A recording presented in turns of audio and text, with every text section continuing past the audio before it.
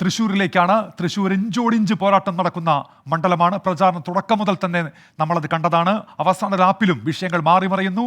കടുത്ത പോരാട്ടം നടക്കുന്ന മണ്ഡലം. KR ഗോപികൃഷ്ണൻ ചേരുന്നുണ്ട്. ഗോപികൃഷ്ണൻ, കഴിഞ്ഞ ദിവസം മുതൽ ഗോപികൃഷ്ണൻ അവിടെ ഉണ്ടല്ലോ. ഈ മണ്ഡലത്തിന്റെ ഒരു പൊതുചിത്രം ഇപ്പോൾ തന്നെ ഏകദേശം മനസ്സിലായിട്ടുണ്ടാകും. എങ്ങനെയാണ് മുന്നണികൾ അവസാന ഘട്ടത്തിൽ പങ്കുവെക്കുന്ന പ്രതീക്ഷകൾ? എന്തൊക്കെയാണ് വിവരങ്ങൾ ഗോപികൃഷ്ണൻ?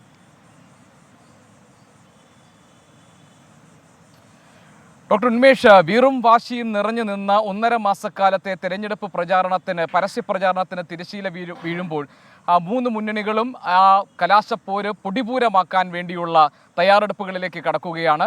മൂന്ന് മുന്നണികളും ഒരുപോലെ വിജയപ്രതീക്ഷ വെച്ച് പുലർത്തുന്നു എന്നത് തൃശ്ശൂർ മണ്ഡലത്തിൻ്റെ ഒരു സവിശേഷതയാണ്.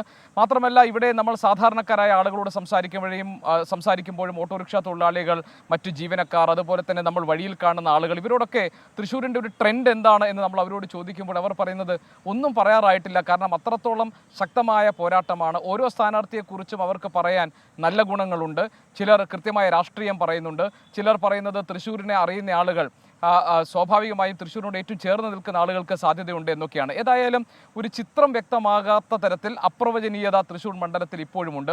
അവസാന ലാപ്പിലേക്ക് നമ്മൾ ഈ പരസ്യ പ്രചാരണം കടക്കുമ്പോഴും തൃശ്ശൂരിലെ ജനങ്ങൾ അവരുടെ മനസ്സിൽ സ്വാഭാവികമായും ഒരു വലിയ വിഭാഗം ആരേക്കാണ് വോട്ട് രേഖപ്പെടുത്തേണ്ടതെന്ന് തീരുമാനിച്ചുറപ്പിച്ച് കാണും. പക്ഷേ എന്നാലും നിഷ്പക്ഷമതികളായിട്ടുള്ള വോട്ടർമാർ, അവരിൽ പ്രത്യേകിച്ച് സ്ത്രീ വോട്ടർമാർ, അവരുടെ ഇത്തവണ അവരുടെ ആനുകൂല്യം, അവരുടെ വോട്ട് ആർക്ക് കിട്ടാൻ പോകുന്നു, അവരുടെ പിന്തുണ ആർക്ക് കിട്ടാൻ പോകുന്നു എന്നത് തൃശ്ശൂരിലെ വിജയെ നിശ്ചയിക്കുന്നതിൽ വളരെ പ്രധാനപ്പെട്ട ഒരു ഘടകമായി മാറും എന്നാണ് ഈ 2 ദിവസം ഞാൻ തൃശ്ശൂർ വന്നപ്പോൾ എനിക്ക് മനസ്സിലാക്കാൻ കഴിഞ്ഞത്. 3 സ്ഥാനാർത്ഥികളുമായും, നേരത്തെ ഡോക്ടർ ഉന്മേഷ് പറഞ്ഞതുപോലെ ഞാൻ 3 സ്ഥാനാർത്ഥികളുമായും സംസാരിച്ചു. 3 പേരും തികഞ്ഞ വിജയപ്രതീക്ഷ പ്രകടിപ്പിക്കുന്നുണ്ട്.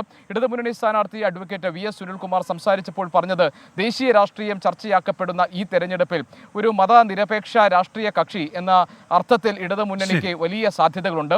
മാത്രമല്ല, തൃശ്ശൂർ മണ്ഡലത്തിന് ഒരു ഇടത് സ്വഭാവമുണ്ട്. തൃശ്ശൂർ ലോക്സഭാ മണ്ഡലത്തിൽ ഉൾപ്പെട്ടിരിക്കുന്ന 7 നിയോജക മണ്ഡലങ്ങളും ഇടതുപക്ഷത്തിന്റെ കയ്യിലാണ്. അങ്ങനെയൊക്കെയുള്ള സാധ്യതകൾ പറയുന്നു ഇടതുമുന്നണി സ്ഥാനാർത്ഥി. അതേപോലെ വിജയപ്രതീക്ഷ വെക്കുന്നുണ്ട് UDF സ്ഥാനാർത്ഥി K മുരളീധരൻ. അതോടൊപ്പം ഒരു ആരോപണം കൂടി K മുരളീധരൻ ഉന്നയിച്ചു. അവിടെ BJP CPM അന്തർധാര ഉണ്ടെന്നുള്ളതാണ്.